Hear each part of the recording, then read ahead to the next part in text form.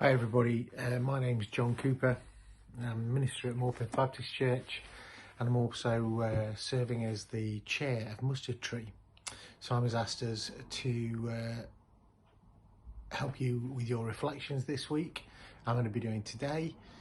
Kirsty Davies from Mustard Tree is going to be doing tomorrow, and Val Cowan, who I'm sure you all know really well, is going to do on Thursday. And Kirsty and Val work for Mustard Tree in the first schools and in middle schools.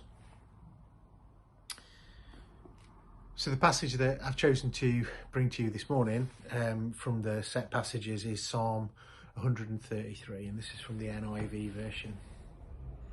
How good and pleasant it is when God's people live together in unity. It's like precious oil poured down on the head, running down on the beard, running down on Aaron's beard, down on the collar of his robe. It's as if the dew of Hermon were falling on Mount Zion. For there the Lord bestows his blessing, even life forevermore. The last few weeks, the last few months have been strange for us, haven't they, in churches? We've not been able to meet together as normal. Some of you may have been doing Zoom, introduced to Zoom, or introduced to online services for the first time. And it's really, really strange.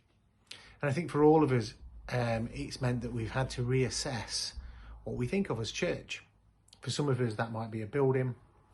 For some of us, that might be meeting together in services. And all of that has become a little bit more shaky over the time. For me, church is the people of God, obviously, as well. And when we talk about Mustard Tree and the group of people who are serving in schools, that is a kingdom work which is done in Morpeth, an amazing work that's done in Morpeth. And church, while it talks about our specific communities, the Baptist Church, Methodist Church, all the other churches in Morpeth, we are the Church of Morpeth together, and we are the church in Britain. We are God's people.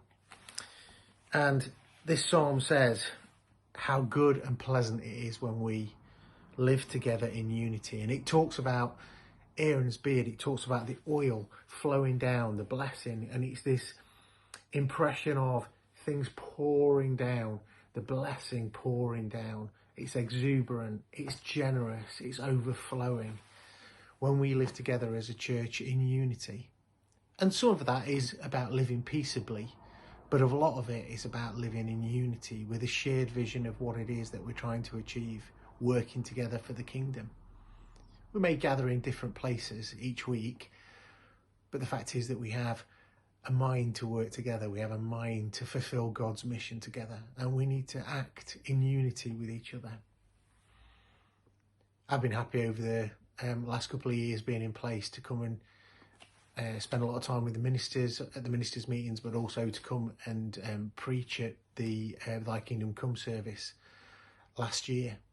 I love getting together with other Christians, whatever denomination they're from, because when we get together and when we really share our heart for God together, something amazing happens.